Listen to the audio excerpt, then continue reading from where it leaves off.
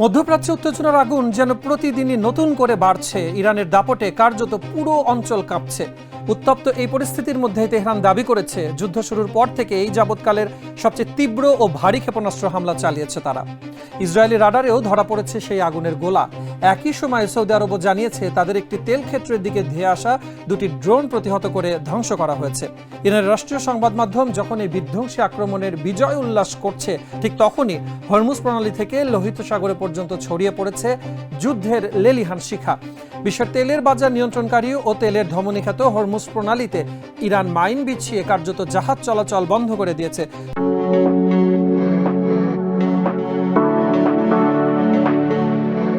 ফলে বিশ্বে তেল সরবরাহ নিয়ে নতুন করে শঙ্কা তৈরি হয়েছে।